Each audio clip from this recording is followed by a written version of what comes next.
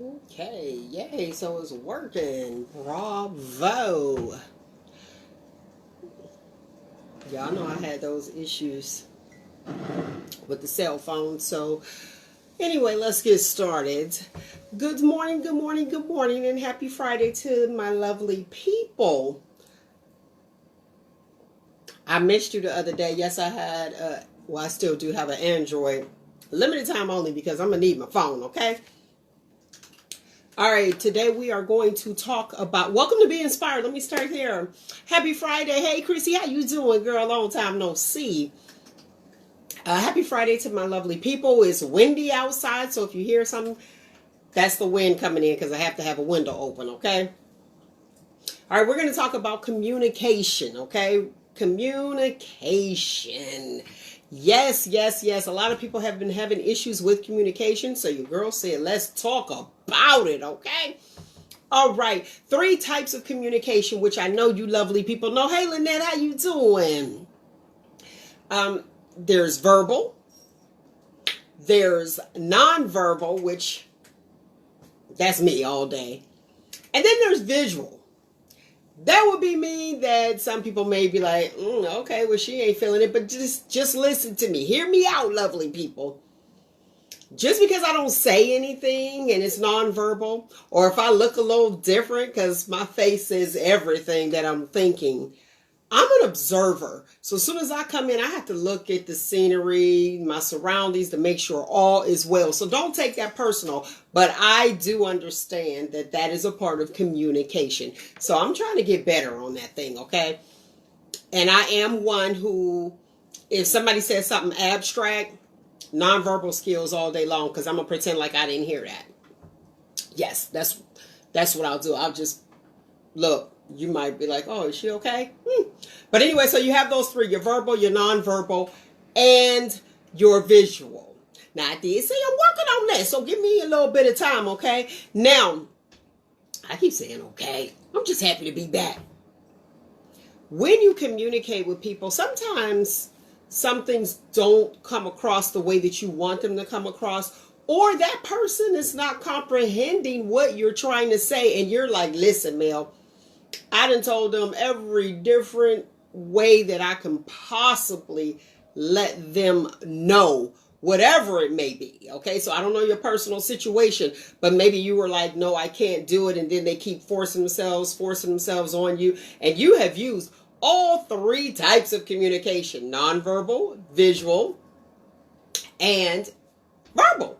Like, no, I can't do it. So here's your nonverbal. Here's your visual.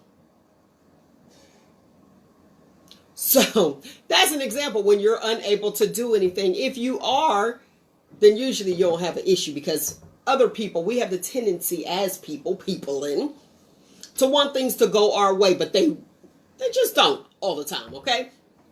So just be aware of those cues. But you have the communication versus comprehension. That battle. You have that battle. So you could talk to somebody to, hey, Kev, hey, Angel, till you are blue in the face and you're like, okay, what is the problem? I done said this. I done said it this way. I done said it that way. I'm not able to do this. Or can you do this? And then they just don't get it. And then if you spaz out, they say that you're crazy. Or, oh, man, you must be stressed out. I'm trying to deal with this stress, you know what I'm saying, that you're causing me, but I need you to do something. And this is for my people that's like in the workplace or a parent, who knows? It's like, okay, I said it every way that I need this done, and it's not happening. Or it could be, like I said, something that you can't do, and people, and we are kind of upset. We get an attitude when people don't come to our need or our aid right when we need them to, okay? All right, so like I said, you have your comprehension, your communication versus your comprehension. That's been an ongoing thing for a long time. And they're like, okay. And some people believe that comprehension is communication. Okay. Sometimes, I'm not going to say that it's not, because it's a skill. And the skill in communicating and, good communication skills is listening. Listening means to understand and comprehend. So That's the way that I look at it. You know what I'm saying? It's like, but comprehension is, what good is comprehension? Well, what good is communication if they're not comprehending what you're trying to say? It's a waste of time. So you got to realize who your listening audience is. And I'll say listening, because I do talk radio. You have to realize who your listening audience is, who you are talking to, and how to communicate with them effectively. But if they have a comprehension problem, because that's what I tend to think, especially our narcissistic people, the people that don't want to hear what you have to say and they are always right. And it's like, you need to be open-minded. You need to understand. You need to listen. You need to comprehend.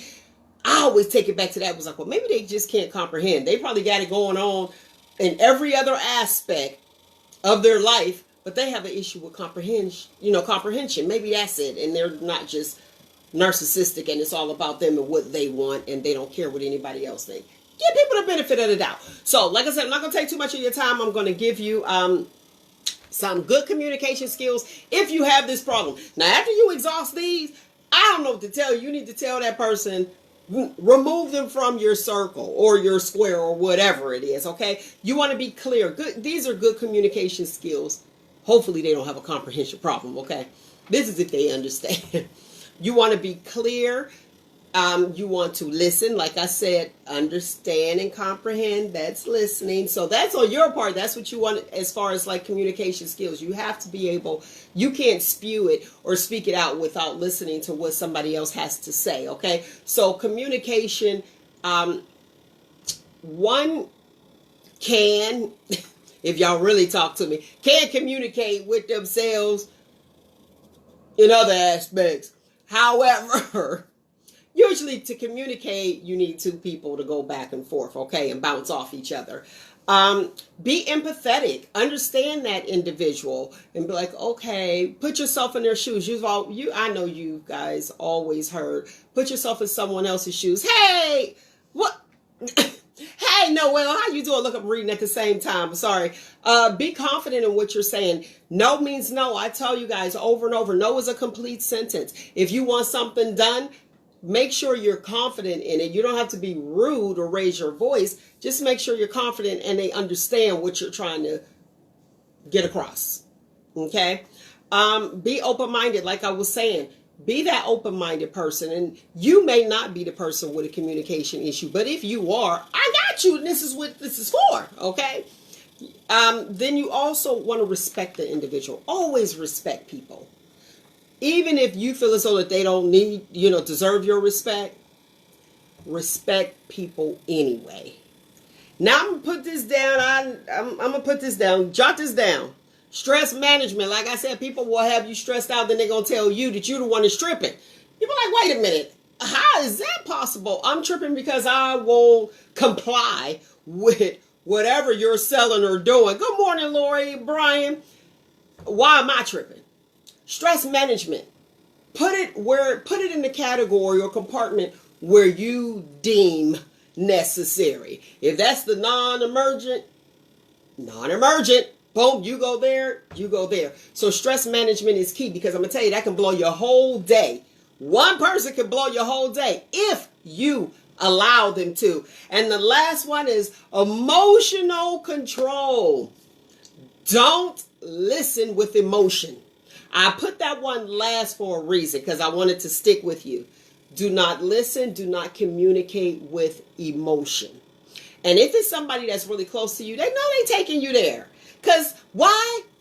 The non-verbal communication or the visual, if you guys are in each other's presence, they know they're taking you there. Don't let them. Compartmentalize, people. Put it over there. Stress management. Do not allow anyone at all. Hey, Mike. Hey, Clayton.